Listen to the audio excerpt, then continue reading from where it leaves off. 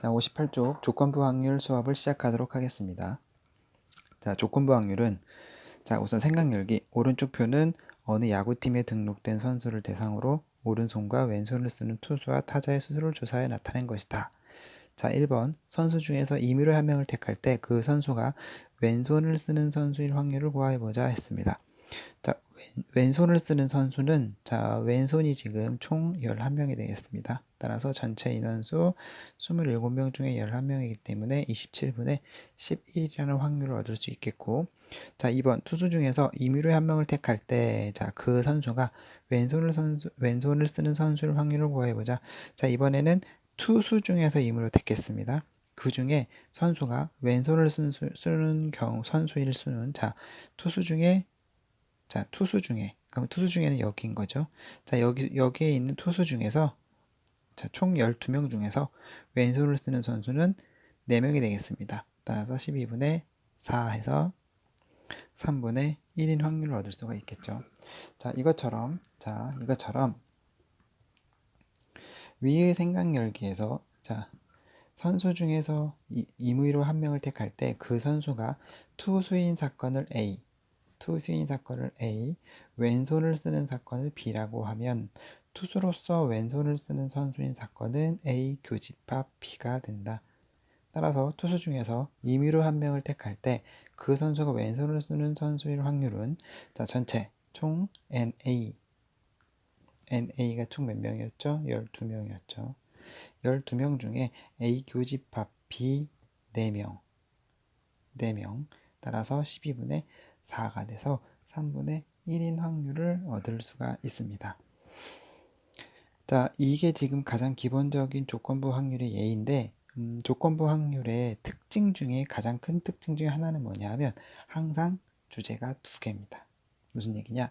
여기는 투수와 타자라는 주제가 한 가지가 있고, 그 다음 오른손과 왼손이라는 주제가 한 가지가 있죠. 그래서 주제가 이렇게 두 개가 들어가는 확률을 조건부 확률에 접목시킬 수가 있겠습니다.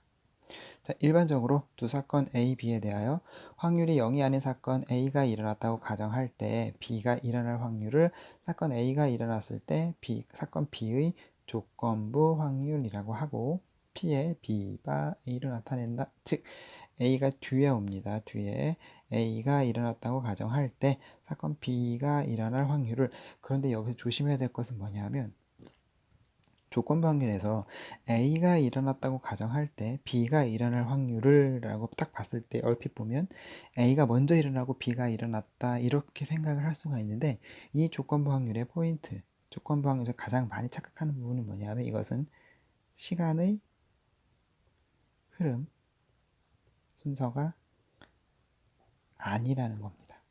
시간의 흐름 순서가 아니고 이미 일어났을 때 그때 이제 전체 집합 A가 어떻게 되느냐, 전체 집합에서 이제 축소가 된다, 뭐 이런 거. 결국에는 시간의 흐름 순서가 아니라 둘 다 일어난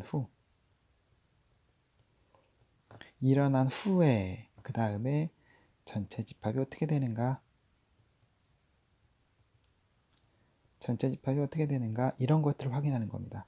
그러니까 A가 일어났다고 가정할 때 B가 일어날 확률을 했을 때 A가 먼저 일어나고 B가 일어났구나, 이런 포인트가 아니라 둘 다 일어났어. 그런데 전체는 원래 전체 집합이 있었어. 하지만 이것을 A라는 전체 집합으로 축소를 시킨 다음에 어떻게 될까라는 이렇게 시간의 흐름 순서가 아니라는 거 꼭 기억하고 있으면 되겠습니다. 자, 각 근원 사건이 일어날 가능성이 모든 같은 정도로 기대되는 표본 공간 S의 두 사건 A, B에 대하여 사건 A가 일어났을 때 사건 B의 조건부 확률은 다음과 같다 해서 이렇게 사건 A가 일어났을 때 B가 일어날 확률은, 자, 요거는 우리가 좀 전에 위에서 해결한 거랑 똑같습니다. 자, 위에서 어떻게 했냐? 전체가 NA로 바뀌었죠? 자, 전체 집합 NA가 이게 전체 집합이 바뀌는 거예요. 이 안에서 A 교집합 B라는 확률이 어떻게 되느냐라고 사건을 축소를 시켰습니다. 네, 사건을 축소시킨 겁니다. 전체 집합의 축소가 조건부 확인에서의 가장 큰 포인트가 되겠습니다. 뒤에 가서 다시 한번 언급하도록 하겠습니다. 전체 집합이 그래서 원래는 PA라는 거는 전체 집합 NS분의 A가 일어날 확률이 PA였었죠. 그런데 이게 이제 전체 집합의 NA로 축소가 된 겁니다. 축소가 됐으니까 이 A의 일부분이 나올 확률이 A 교집합 B가 되는 거죠. 네, 그렇게 확인하시면 되겠습니다. 그래서 여기를 양변을 자 지우고 다시 설명하겠습니다. 자, 여기서 양변을 자 ns분의 1로 위아래를 양변이 아니라 위아래를 ns분의 1로 곱하도록 하겠습니다. 똑같이 ns분의 1을 곱합니다. 그럼 어떻게 되느냐? ns분의 na 분의 ns분의 na 교집합 b가 되겠죠. 자, 요렇게 됐을 때 이 부분은 뭐가 됩니까? 이 부분은 PA라고 했죠. PA. 근데 위에 있는 이 부분은 P의 A 교집합 B가 되겠죠. 그래서 P의 A가 일어났을 때 B의 조건부 확률, 즉 읽을 때는 B바 A로 읽습니다. P의 B바 A는 PA분의 PA 교집합 B로 나타낼 수가 있다라는 게 바로 그 다음 페이지에 나오는 것입니다. 그래서 앞의 식에서 오변의 분자와 분모를 각각 ns로 나누면 ns 분모로 들어가면서 이제 ns분의 na가 됐으니까 pa로, 그 다음에 ns분의 na 교집합 b가 됐으니까 pa 교집합 b로 나타낼 수 있고, 보통 자 여기에서 보통의 확률은 뭘로 도입을 하냐 하면 집합의 개수로 계산을 하죠. 보통 확률은 집합의 개수로 계산을 합니다. 지금 무슨 얘기냐? 아까 PA라는 건 뭐였죠? NS분의 NA였었죠. 지금 무슨 얘기야? 전체 집합의 개수분의 A 집합의 원소의 개수. 즉, 보통의 확률은 이렇게 집합의 개수로 확인을 합니다. 그런데 우리가 P의 B바 A라는 거는 조건부 확률 표시가 요거였습니다. 그런데 어떤 관계가 있습니까? 요것도 뭐다? 우리가 구하려는 조건부 확률이고, 근데 나타내고 봤더니 이게 뭐가 돼? 이것도 확률이 되죠. 즉 확률과 확률과의 관계가 조건부 확률로 나타낼 수가 있습니다. 그래서 요거는 확률과 확률과의 관계가 조건부 확률로 나타낼 수가 있구나. 그 다음 여기서 중요한 포인트, 조건부 확률의 가장 중요한 포인트는 뭐다? 전체 집합의 축소입니다. 전체 집합을 원래 NS가 전체 집합이야. 그런데 NS 중에 일부분인데 이걸 봤더니 전체 집합을 축소시켰을 때 교집합으로 나타낼 수 있어. 그래서 전체 집합을 PA로 바꾼 것입니다.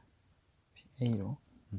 쉽게 확인을 하려면 이거를 뭘로 확인하면 되냐 하면 요게 P의 B바 A인데 P의 B바 A는 요거를 그냥 분수로 A분의 A 교집합 B로 봐도 상관이 없겠죠. 네. 헷갈리시면 그냥 그대로 보면 되겠습니다. 중요한 거는 뭐다? 조건부 확률의 가장 큰 포인트는 전체 집합을 어떻게 축소하느냐, 전체 집합의 축소가 가장 큰 포인트로 확인할 수가 있겠습니다.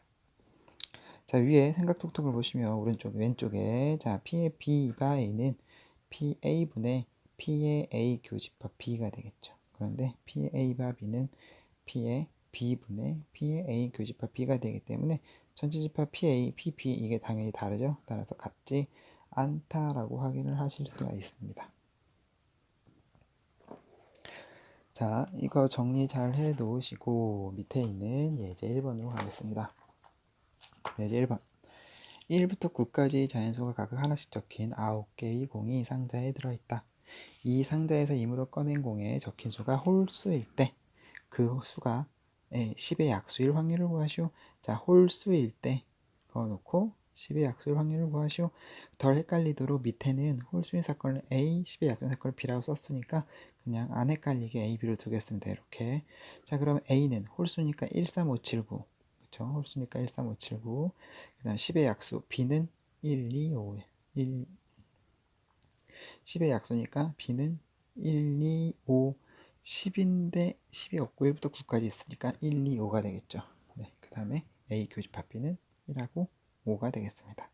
자, 그러면 우리가 홀수일 때 전제 조건이 나왔네. 따라서 우리는 P에 이렇게 확인을 할 수가 있고, 이렇게 내려와서 PA분의 PA 교집합비를 구해보자 했더니 PA는 13579 5개 있으니까 9분의 5, A 교집합비는 1, 5였으니까 9분의 2. 그대로 각각 대입해주면 5분의 2라는 답이 나옵니다.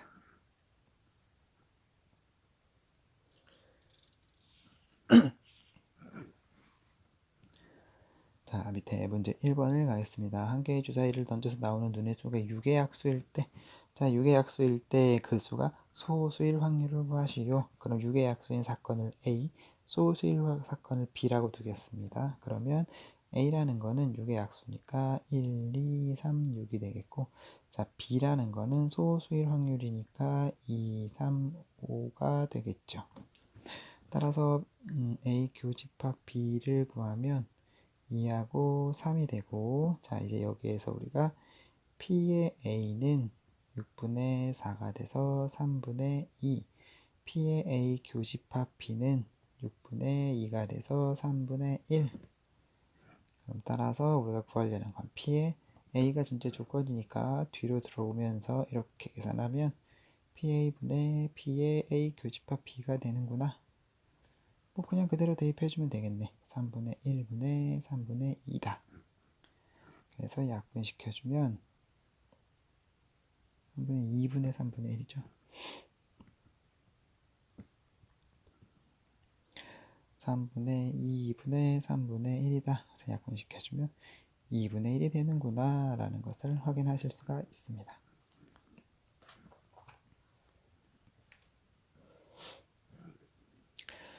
자, 문제 2번. 자, 오른쪽 표에 어느 학급 학생 32명을 대상으로 뭐 반바지로 된 생활복에 대해 찬성 여부를 조사해 나타낸 것이다. 이 학급에서 임의로 택한 한 명이 찬성한 학생일 때, 자, 이거는 덜 헷갈리게 이제는 한글로 쓰겠습니다. 간단하니까 P에 자, 찬성한 학생일 때 그 학생이 여학생일 확률을 구하시오. 이렇게. 자, 그러면 P에 찬성한 학생일 때 P에 여학생 교집합 찬성 이렇게 쓰면 되겠고, 자, 이제 P의 찬성할 확률을 해봅시다. 자, 찬성할 확률은 전체 32명 중에 21명이 찬성했죠.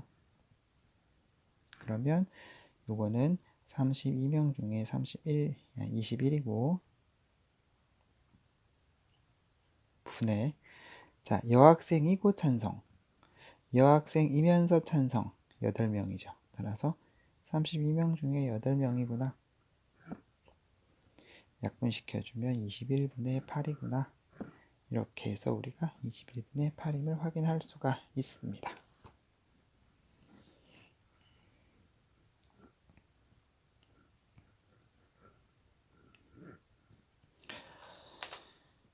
자, 60쪽 넘어가겠습니다. 자, 그래서 60쪽에는 확률의 곱셈 정리가 나오는데, 우리가 확률의 곱셈 정리는 뭐 명칭을 많이 모르는 학생들이 많습니다. 명칭을 많이 몰라도 되기는 하는데, 굳이 명칭이 뭐냐고 얘기한다면 확률의 곱셈 정리는 대부분 뭘로 계산하냐면 교집합의 계산 방법. 왜냐하면 곱셈 정리는 뭐였죠?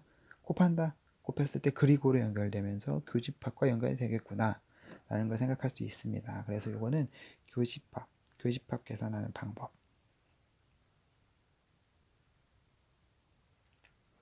교집합의 계산 방법이 어떻게 될까? 이게 바로 확률의 곱셈 정리입니다. 그러면 우리가 좀 전에 뭘 했었냐? P의 B 바 A는 P의 A분의 P의 A 교집합 B 이렇게 했었죠. 여기 나와 있으니까 안 쓰겠습니다.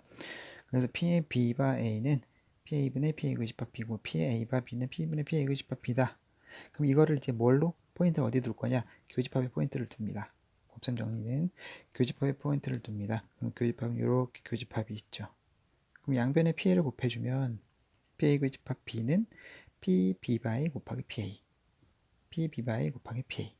여기도 PA 교집합 B는 양변에 PB를 곱하면 PB 곱하기 PA 바 B 해서 이 세 개의 식이 다 같은 식이 되고, 이것을 정리하면 이렇게 확률의 곱셈 정리는 A와 B가 0이 아닐 때 PA 교집합 B는 PA 곱하기 PB 바이 PB 곱하기 PA 바 B이다 라고 하는 게 우리가 말하는 확률의 곱셈 정리입니다.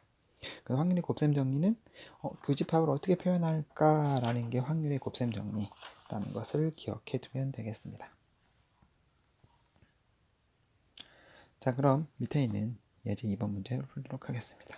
자, 예제 2번 상자 안에 아몬드 초콜릿 10개와 호두 초콜릿 6개가 들어있습니다. 이 상자에서 민수와 선미가 차례로 초콜릿을 임의로 한 개씩 꺼낼 때 두 사람 모두 초콜릿을 꺼낼 확률을 구하시오.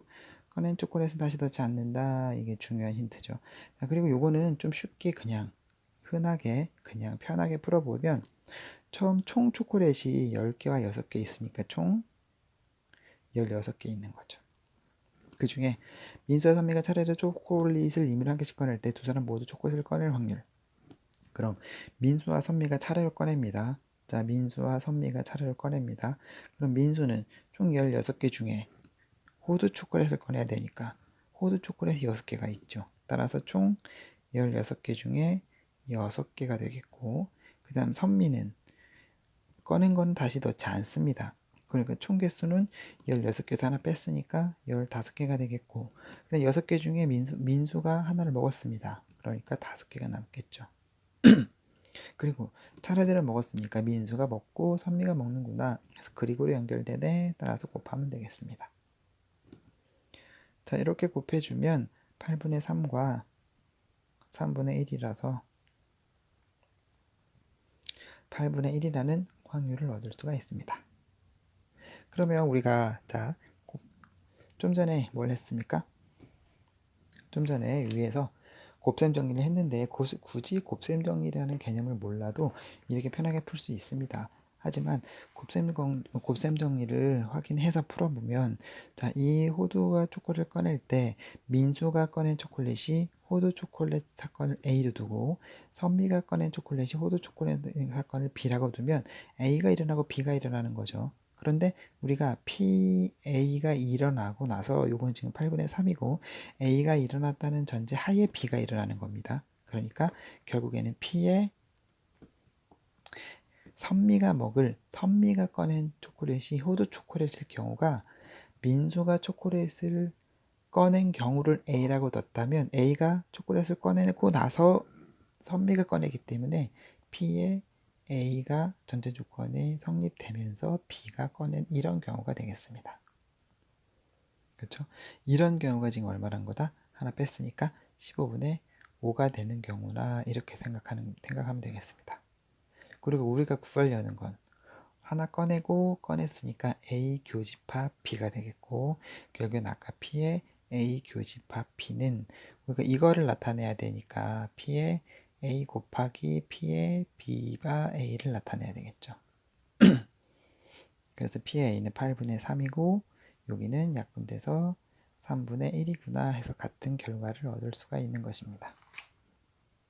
이런 문제는 좀 이렇게 곱셈 공식, 곱셈 정리로 활용하는 것보다는 좀 편하게 푸는 게 더 간단하기 때문에 좀 편하게 푸는 방법을 많이 연습하면 되겠습니다. 문제 3번. 흰색 탁구공 8개와 주황색 탁구공 4개 들어있는 주머니에서 탁구공을 임의로 한 개씩 2번 꺼낼 때 흰색, 주황색의 순서로 탁구공을 꺼낼 확률을 구하시오. 맨 처음에 흰색 꺼내고 그리고 주황색을 꺼내야 하는구나 이렇게 되는 것입니다. 꺼낸 공은 다시 넣지 않는다. 자, 그럼 흰색 꺼낼 확률은 총 몇 개 중에 8개와 4개니까 총 12개죠. 12개 중에 흰색이 몇 개? 8개. 그리고 꺼낸 공 다시 안 넣으니까 총 경우가 11개로 바뀌었고 주황색은 4개 그대로 있겠죠. 앞에 흰색 꺼냈기 때문에 그를 곱해주면 되겠습니다. 그러면 33분의 8이라는 확률을 구할 수가 있겠죠.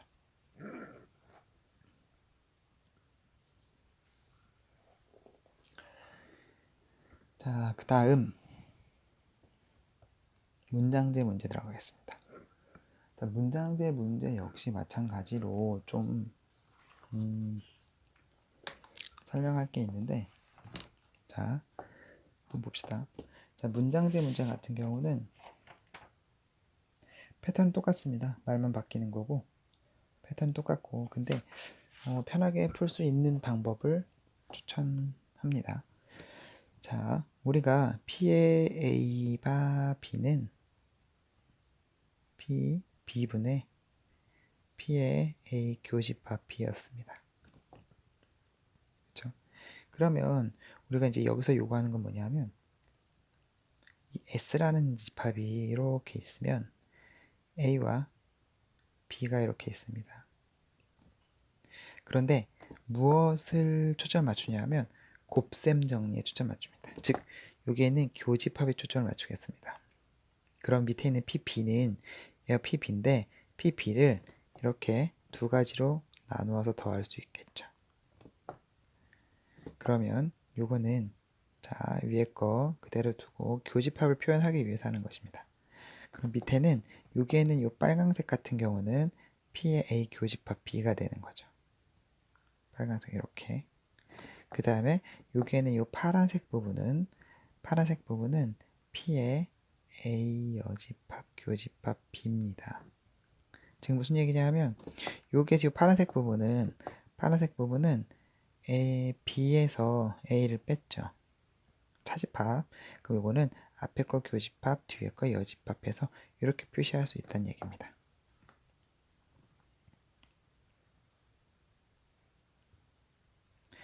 자, 그러면 이제 이것도 역시 마찬가지로 이제 뭘 바꾸냐 하면 여기에 있는 A 교집합 B는 뭘로 바꿀 수 있죠?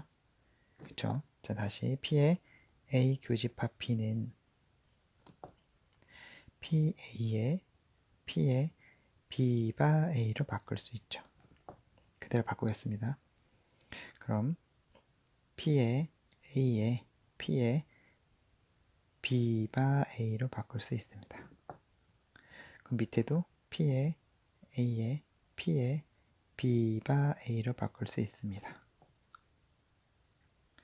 그러면 뒤에 있는 자, 여기에는 이 부분도 똑같이 바꿀 수가 있겠죠. P의 A 여집합에 P의 B바 A 여집합으로 바꿀 수가 있습니다.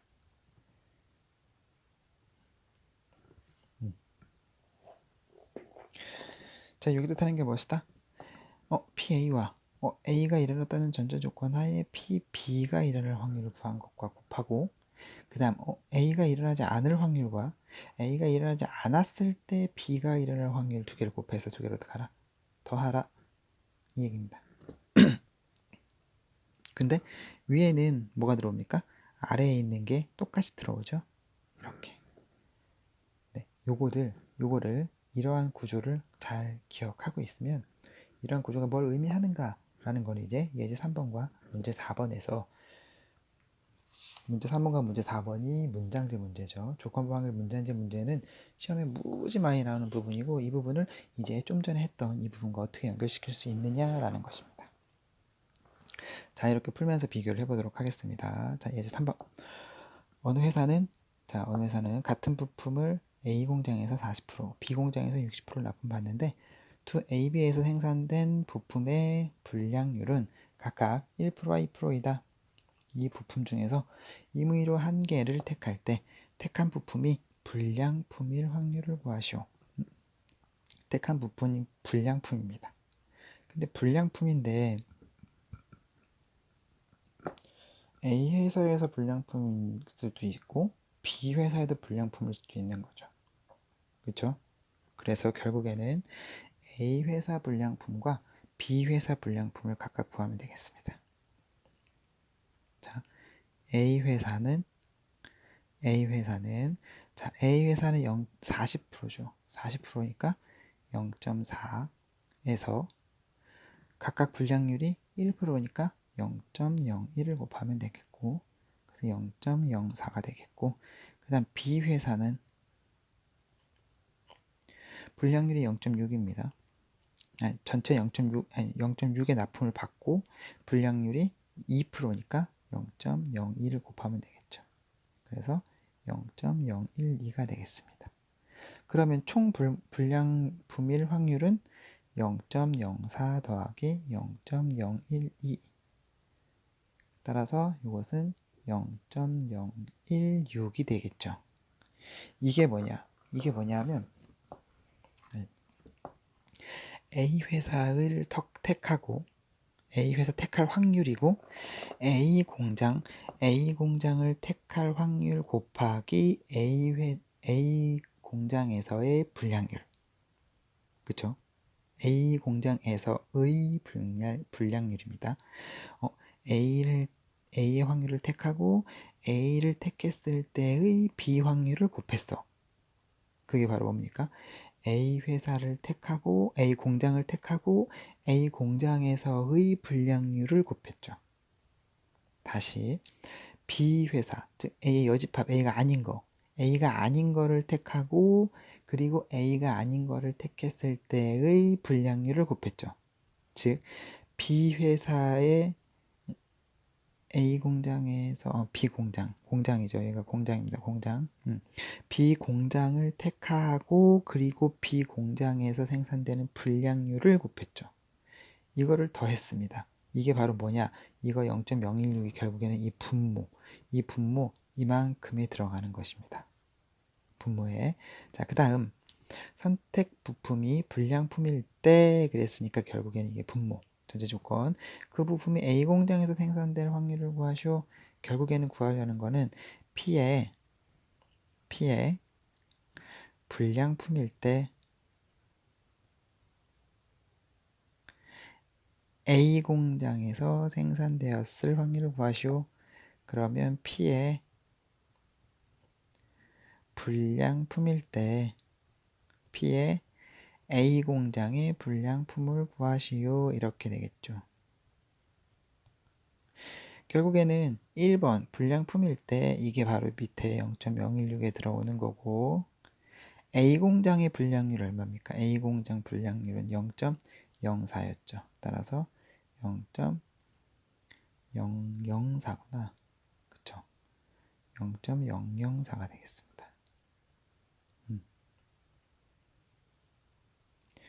004로 이렇게 네. 그래서 계산하면 0.25가 나온다라는 것을 확인할 수가 있습니다.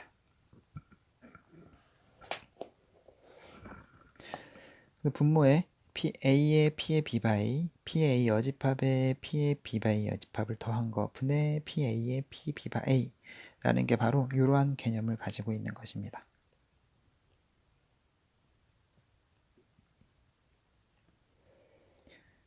자, 문제 4번 가도록 하겠습니다.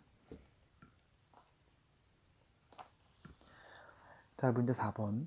자, 어느 거짓말 탐지기의 정확도는 90%인데, 즉 참말을 참이라고 판정할 확률과 거짓말을 거짓이라고 판정할 확률이 모두 0.9이다.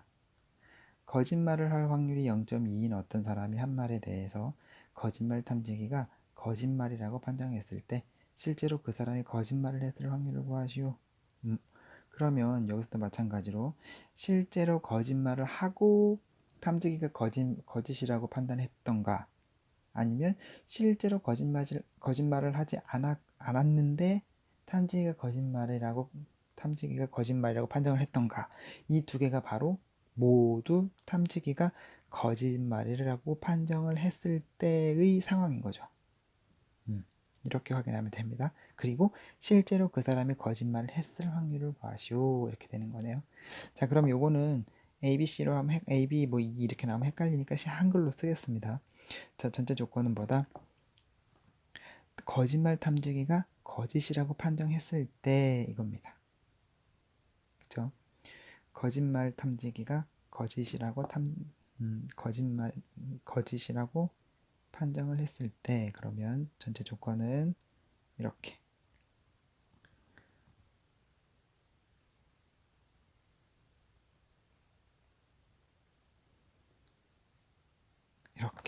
이게 전제 조건. 실제로 그 사람이 거짓말했을 실제로 거짓 이게 구하려는 확률 이렇게 되겠죠. 그러면 우리가 구하려는 건 P의 거짓말 탐지기 거짓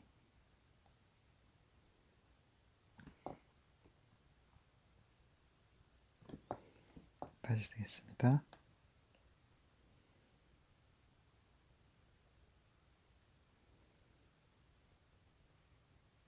분의 P의 실제로 거짓, 교집합, 거짓말, 탐지기, 거짓.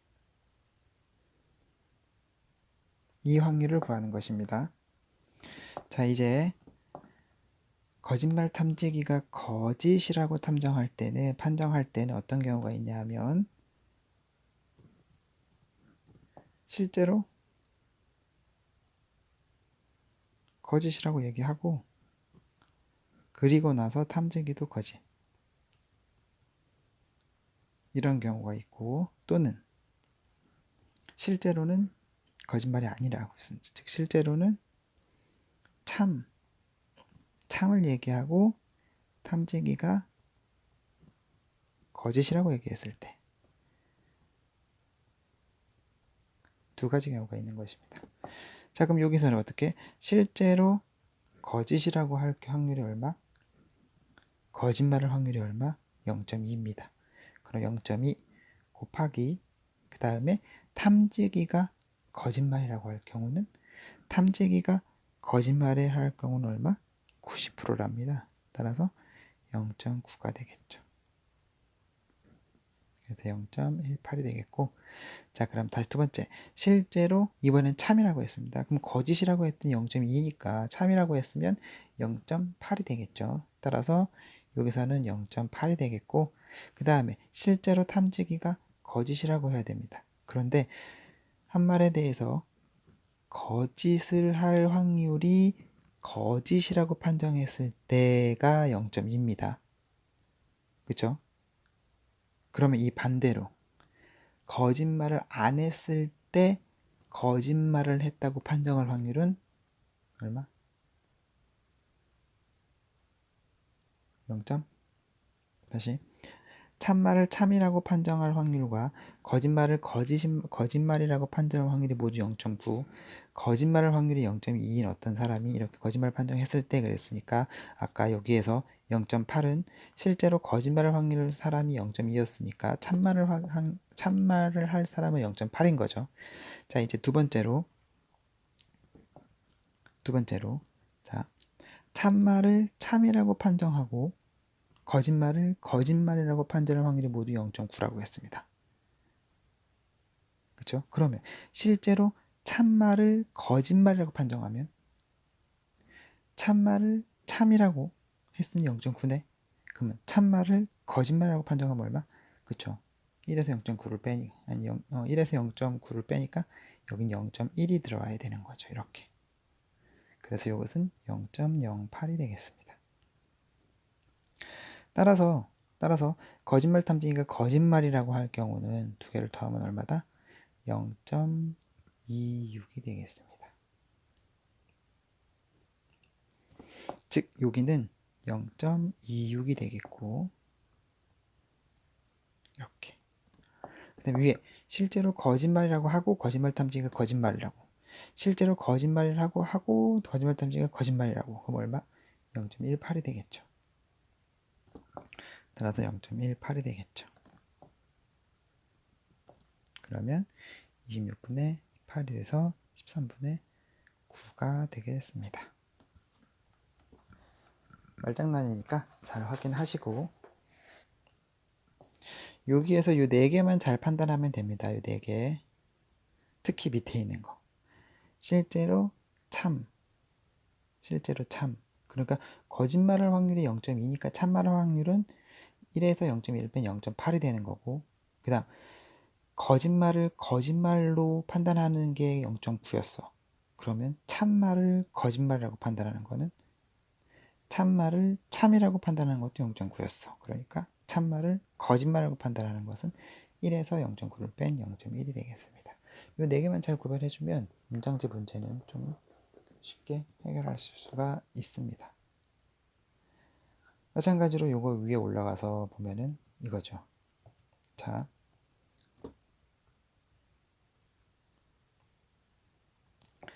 거짓, 참 거짓. 그게 바로 위에 있는 것입니다. 요거랑 거짓이랑 참이랑 반대. 그쵸? 그러니까 위에 올라가서 이거죠. PA, PA 반대되는 거잖아요. 그쵸? 이렇게 확인하시면 되겠습니다. 분모에 들어가는 거는 항상 두 가지가 되는구나 라는 거 기억하고 계시면 됩니다. 자, 생각 넓히기. 자, 다음은 4개의 당첨 제비가 포함된 20개의 제비 중에서 두 사람이 차례대로 제비를 임의로 한 개씩 뽑을 때 누가 더 유리한지. 진호, 기태, 희정. 진호는 먼저 뽑는 사람이 유리, 기태는 나중에 뽑는 사람이 유리, 희정이는 뽑는 순서 상관없을 것 같아. 누가 맞을까요? 라는 게 문제입니다. 그러면 자, 먼저 뽑아 봅시다. 자, 먼저 뽑으면은 총 몇 장 중에서 20장 중에서 몇 장 뽑아야 돼? 4장 뽑으니까 4장 중에 한 장 뽑으니까 요거는 5분의 1이 되겠죠. 그런데 나중에 뽑아 봅시다. 나중에 뽑으면은 맨 먼저 1번하고 2번 이렇게 있을 거 아니에요, 순서가. 그럼 여기는 뽑고 뽑는 경우 또는 안 뽑고 뽑는 경우에서 두 가지가 있습니다. 자, 두 가지 중에는 자, 뽑고 뽑는 경우는 20분의 4에서 한 장 뽑았으니까 19분의 3으로 줄겠죠. 그 다음에 안 뽑고 뽑는 경우는 자, 20분의 4가 아니라 요건 4가 당첨제비니까 당첨제비 아닌 건 16장 중에 하나 뽑고 두 번째는 19 중에 4장을 뽑으면 되겠죠. 그래서 요거는 더해주면 됩니다. 그러면 요거는 20 곱하기 19분의 12 더하기 64 그래서 약분시키면 결국에는 5분의 1이 된다는 것을 아실 수가 있습니다. 즉 여기에 있는 5분의 1과 5분의 1이 어떻습니까? 같습니다. 그래서 결국은 희정이가 맞는 말을 했구나 라는 것을 확인하실 수가 있겠죠.